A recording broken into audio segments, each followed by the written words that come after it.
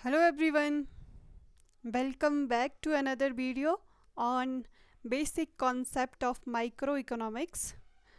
और आज हम जो टॉपिक डिस्कस करेंगे वह है थ्योरी ऑफ सप्लाई, पूर्ति का सिद्धांत। इसमें हम सबसे पहले देखेंगे क्वांटिटी सप्लाइड क्या होता है, क्वांटिटी सप्लाई क्या होता है, सप्लाई क्या होता है एंड स्टॉक क्या होता है। क्वांटिटी सप्लाई को हिंदी में बोलते हैं पूर्ति की मात्रा, सप्लाई को पूर्ति और स्टॉक को हिंदी में स्टॉक ही कहते हैं। तो क्वांटिटी सप्लाई क्या होता है, सबसे पहला टॉपिक है हमारा क्वांटिटी सप्लाई।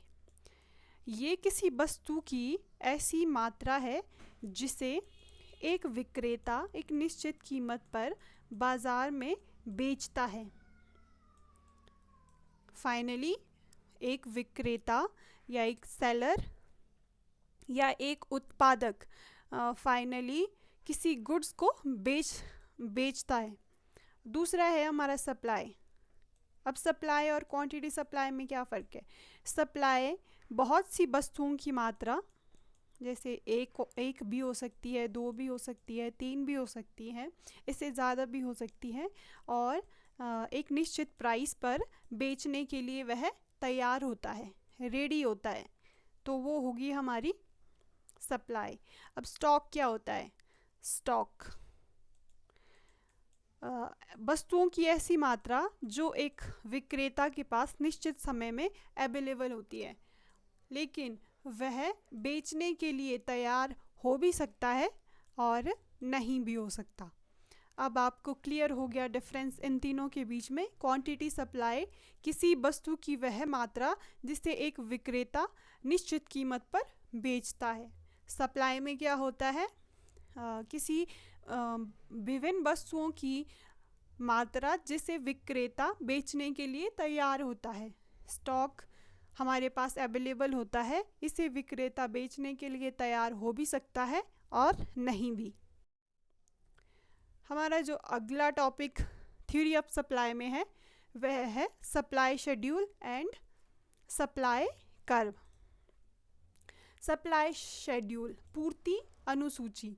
जब हम क्वांटिटी सप्लाई और प्राइस को एक टेबुलर फॉर्म में डिपिक्ट करते हैं उसे क्या कहा जाता है, सप्लाई शेड्यूल। मान लीजिए आप एक वस्तु को प्राइस 2 पर बेचने के लिए तैयार होते हैं, 2 कमोडिटी को आप 3 प्राइस पे बेचने के लिए तैयार होते हैं एंड सो ऑन। ये क्या हो गया हमारा सप्लाई शेड्यूल।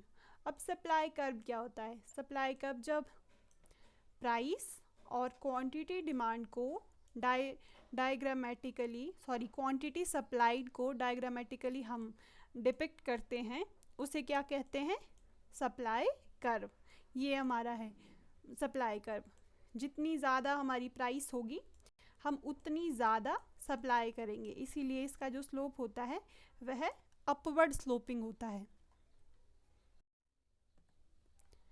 अब सप्लाई को कौन कौन से फैक्टर डिटरमाइन करते हैं, या सप्लाई फंक्शन क्या होता है। सप्लाई और उसको डिटरमाइन करने वाले फैक्टर का रिलेशनशिप जब हम पढ़ते हैं उसे कहते हैं सप्लाई फंक्शन, पूर्ति फलन। तो सप्लाई फंक्शन को इस तरह से लिखा जाता है, S = function of GF। GF क्या है, goal of firm, price of goods, input cost, technology, price of related goods, number of firms and government policy. अब गोल ऑफ फर्म किस तरह से सप्लाई को अफेक्ट करता है। मान लीजिए किसी फर्म का उद्देश्य है प्रॉफिट कमाना, तो वो ज़्यादा प्राइस पे ज़्यादा सप्लाई करेगी। पॉजिटिव रिलेशनशिप हो गया प्राइस एंड क्वांटिटी सप्लाइड में। अब मान लीजिए किसी फर्म का उद्देश्य है वेलफेयर, तो जो प्राइस फैक्टर है वो इस समय क्वांटिटी सप्लाई को ज़्यादा प्रभावित नहीं करेगा। हमारा अगला फैक्टर है प्राइस ऑफ गुड्स। प्राइस ज़्यादा होगी तो सप्लाई हम ज़्यादा करेंगे, और प्राइस कम होगी तो सप्लाई कम की जाएगी। इनपुट कॉस्ट, मान लीजिए आप किसी वस्तु का उत्पादन करते हैं, सेब से आप जैम बनाते हैं। अब जैम बनाने के लिए आपको सेब बहुत महंगा मिलता है, उसको बनाने के लिए आपको लेबर बहुत महंगी मिलती है। अगर इनपुट कॉस्ट बढ़ेगी तो सप्लाई डिक्रीज़ होगी, और इनपुट कॉस्ट कम होगी तो सप्लाई इंक्रीज़ होगी। इसका मतलब इनपुट कॉस्ट और क्वांटिटी सप्लाइड में कैसा रिलेशनशिप है? नेगेटिव। अगला डिटर्मिनेंट जो सप्लाई को अफेक्ट करता है वह है टेक्नोलॉजी, हमारी तकनीक। तकनीक बढ़ेगी तो सप्लाई बढ़ेगी। हम अगर अच्छी क्वालिटी का, अच्छी मशीनों का प्रयोग करेंगे हमारी गुड्स को प्रोड्यूस करने के लिए, तो टेक्नोलॉजी की वजह से हमारी सप्लाई इंक्रीज़ होगी। और टेक्नोलॉजी, अगर हम घटिया क्वालिटी का रॉ मटेरियल मशीन यूज़ करेंगे तो टेक्नोलॉजी कम गुणवत्ता वाली यूज़ करने से हमारी सप्लाई डिक्रीज़ होगी। अब अगला फैक्टर जो अफेक्ट करता है सप्लाई को वो है प्राइस ऑफ रिलेटेड गुड। मैंने आपको पिछले लेक्चर में भी बताया था कि जो रिलेटेड गुड्स होती है वो मुख्यतः दो तरह की होती है, एक सब्स्टिट्यूट गुड, एक कॉम्प्लीमेंट्री गुड।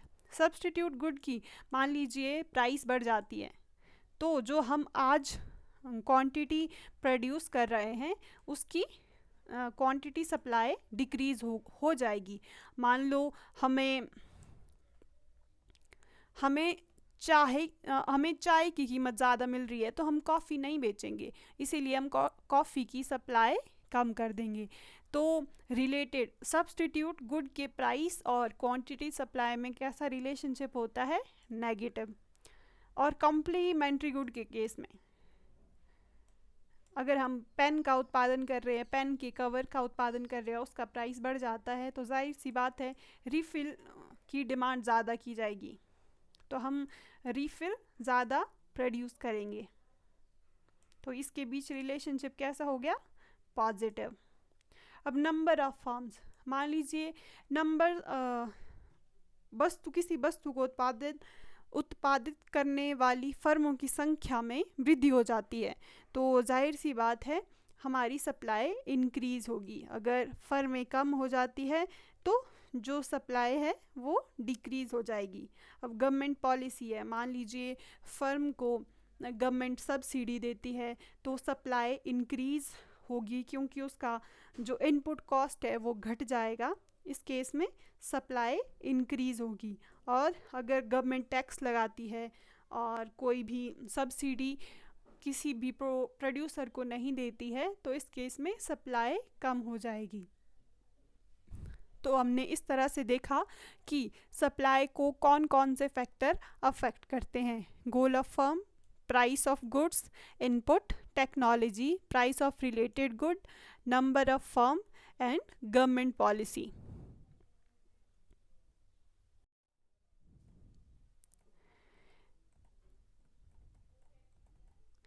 अब जो सप्लाई, थ्योरी ऑफ सप्लाई में एक इम्पॉर्टेंट टॉपिक होता है वो होता है चेंज इन क्वांटिटी डिमांडेड और चेंज इन सप्लाई में डिफरेंस। ये जो फैक्टर है प्राइस और जो प्राइस के अलावा जितने भी फैक्टर हैं, जब इनमें चेंजेस आता है, इन प्राइस के अलावा जब इन फैक्टर में चेंज आता है तब हमारा होता है चेंज इन सप्लाई। जब सिर्फ प्राइस चेंज होता है तब होता है चेंज इन क्वांटिटी सप्लाई। यहाँ पे डिमांड लिखा है, आई एम रियली सॉरी, ये सप्लाई है। तो क्या होता है? Change in quantity supplied. अब जो चेंज इन क्वांटिटी सप्लाइड है इसे कहा जाता है movement along the supply curve. जैसे मान लीजिए आपका ये प्राइस है, इधर आपका क्वांटिटी सप्लाइड है, ये आपका सप्लाई कर्व है। तो जब प्राइस बढ़ेगा, इनिशियली ये प्राइस है, मान लीजिए प्राइस बढ़ गया तो हमारा सप्लाई यहाँ से इस पॉइंट की तरफ शिफ्ट हो गया, तो इसे क्या कहा जाता है? Extension of supply. अब मान लीजिए इस प्राइस से प्राइस नीचे आ गया और हमारा सप्लाई भी कम हो गया, तो इसे क्या कहा जाएगा? Contraction of supply. Movement along the supply curve में होता है contraction in supply and extension in supply. ये किस फैक्टर में चेंज होने की वजह से होता है? प्राइस में चेंज होने की वजह से। हमारा जो दूसरा कंपोनेंट है चेंज इन सप्लाई, ये किस में चेंज होने की वजह से होता है? जब सप्लाई को अफेक्ट करने वाले बाकी फैक्टर चेंज होते हैं। तो इसमें क्या होता है? Shift in supply curve. अब मान लीजिए ये हमारा प्राइस है, ये हमारा क्वांटिटी सप्लाइड है, ये हमारा सप्लाई कर्व है। अब जब मान लीजिए इनपुट कॉस्ट कम हो गया तो सप्लाई बढ़ेगा, तो सप्लाई कर्व कैसे शिफ्ट हो गया? आपका राइट को शिफ्ट हो गया। तो ये हो गया इंक्रीज इन डिमांड। मान लीजिए इनकम कॉस्ट इनपुट कॉस्ट बढ़ गया और सप्लाई कर्व पीछे को हट गया, तो इसे क्या कहा जाता है? Decrease in supply. ये थ्योरी ऑफ सप्लाई में जो क्वेश्चन बनते हैं इस टॉपिक से सबसे ज़्यादा क्वेश्चन बनते हैं कि आपका चेंज इन क्वांटिटी डिमांड क्या होता है, एक्सटेंशन इन सप्लाई क्या होता है, कॉन्ट्रैक्शन इन सप्लाई क्या होता है, इंक्रीज इन सप्लाई क्या होता है, डिक्रीज इन सप्लाई क्या होता है, और ये किस वजह से होता है। तो इस टॉपिक को आप अच्छे से प्रिपेयर करें, क्योंकि सबसे ज़्यादा क्वेश्चन थ्योरी ऑफ सप्लाई में इसी टॉपिक से बनते हैं। अब लॉ ऑफ सप्लाई क्या होता है? Law of supply positive relationship बताता है प्राइस और क्वांटिटी सप्लाई में। मतलब हम जितनी ज़्यादा हमें प्राइस मिलेगा हम उतनी ज़्यादा सप्लाई करेंगे। ये क्या होता है? Law of supply. अगला हमारा टॉपिक है इलास्टिसिटी ऑफ सप्लाई। इलास्टिसिटी हमें क्या बताता है कि एक वेरिएबल में चेंज होने की वजह से दूसरे वेरिएबल में कितना चेंज आया, ये हमें बताएगा इलास्टिसिटी। अब इलास्टिसिटी को जब हम सप्लाई से लिंक करेंगे तो इलास्टिसिटी बताएगा किसी गुड की प्राइस में चेंज होने से अल्टीमेटली उसकी क्वांटिटी सप्लाई में कितना चेंज आया, उसे इलास्टिसिटी बताएगा। तो इसका जो फॉर्मूला होता है वो होता है percentage change in quantity supplied by percentage change in price. इसको मैथमेटिकली अगर हम लिखेंगे, change in QS divided by change in P into P by Q। ये इलास्टिसिटी ऑफ सप्लाई का फॉर्मूला है।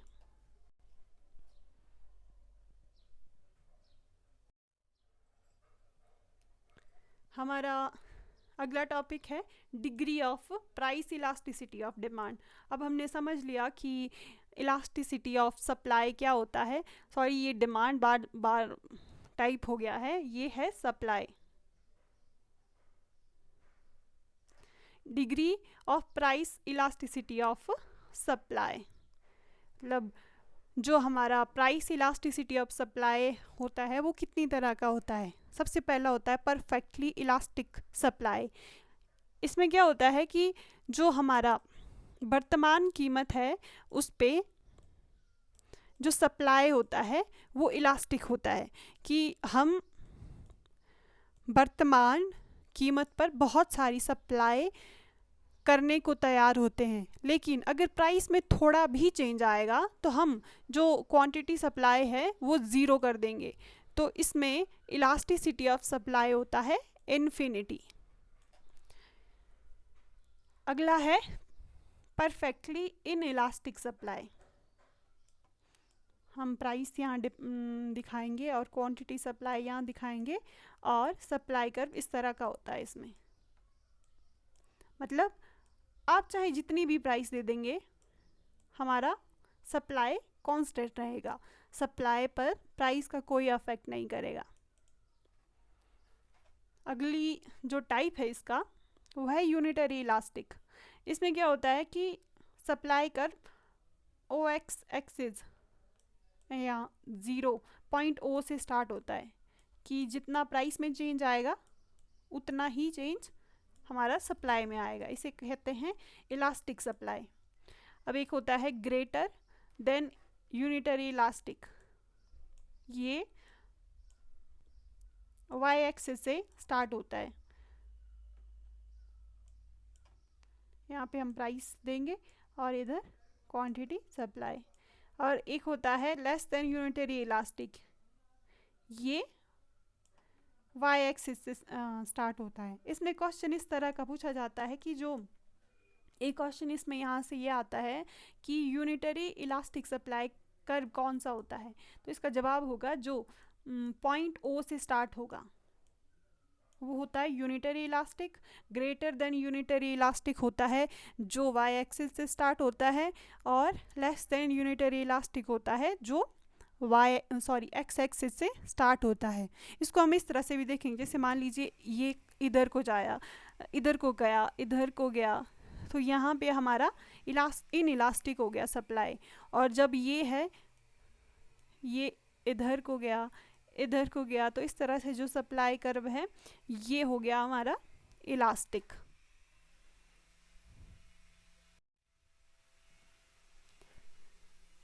हमने पहले डिस्कस किया था कि सप्लाई को कौन कौन से फैक्टर अफेक्ट करते हैं। अब हम देखेंगे कि जो इलास्टिसिटी ऑफ सप्लाई है उसको कौन कौन से फैक्टर अफेक्ट करते हैं। सबसे पहला फैक्टर है इसमें nature of input and factor mobility. अगर फैक्टर परफेक्टली मोबाइल है तो जो सप्लाई है वो इलास्टिक होगी। फैक्टर मोबाइल होने का मतलब है कि जो फैक्टर ऑफ प्रोडक्शन है, मान लीजिए लेबर है, उसको हम एक स्थान से दूसरे स्थान पर इजीली ले जा सकते हैं, तो जो सप्लाई है वो इलास्टिक होगी। हमारा दूसरा फैक्टर है नेचुरल कंस्ट्रेंट। जितने कम नेचुरल कंस्ट्रेंट होंगे, प्राकृतिक बाधाएं जितनी कम होगी तो सप्लाई उतनी ज़्यादा होगी, और जितनी ज़्यादा हमारे पास प्राकृतिक बाधाएं होंगी सप्लाई उतनी कम होगी। रिस्क टेकिंग, जो हमारा एंटरप्रेन्योर है, जो हमारा प्रोड्यूसर है, वो दो तरह का होता है, एक रिस्क लविंग, एक रिस्क एबॉर्टर। इसमें क्या करता है कि एक उत्पादक कम रिस्क लेना चाहता है तो इसमें सप्लाई भी कम होती है। और जो रिस्क लविंग होता है वो नए नए इनोवेशन करता है, तो जिसकी वजह से जो सप्लाई है हमारी इंक्रीज हो जाती है। अगला है nature of commodity. Nature of commodity, मान लीजिए हमारी गुड्स ड्यूरेबल है, एक पेरिशेबल गुड्स है, मतलब नाशवान वस्तु हैं। तो नाशवान वस्तुएं जो होती है उनकी सप्लाई इनइलास्टिक होती है। चाहे हमारे को प्राइस कम मिल रहा हो या ज़्यादा मिल रहा हो, हमें जो उसकी सप्लाई है वो करनी ही पड़ेगी, अदरवाइज़ वो गुड्स खराब होगी। दूसरी ओर ड्यूरेबल गुड्स, मान लीजिए आप ईंटों का उत्पादन करते हैं, तो वो जो ईंट है वो ड्यूरेबल गुड्स है। तो अगर आपको प्राइस आज कम मिल रहा है तो आप नियर फ्यूचर का वेट करेंगे और प्राइस बढ़ने का वेट करेंगे और फिर उसे बेचेंगे।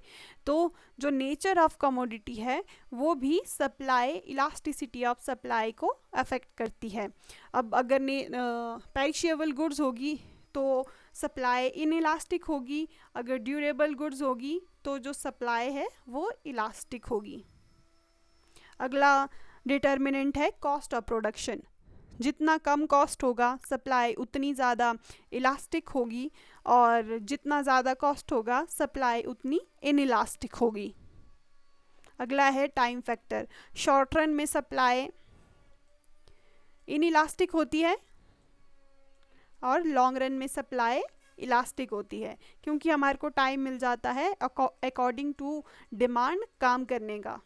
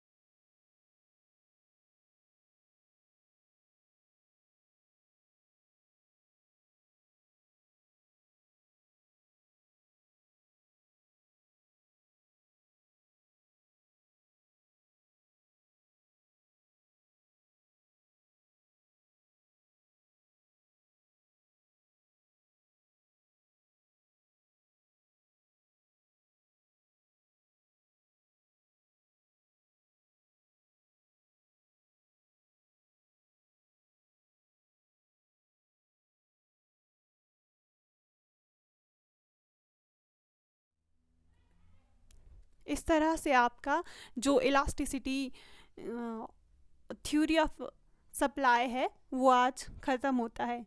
तो थैंक यू सो मच।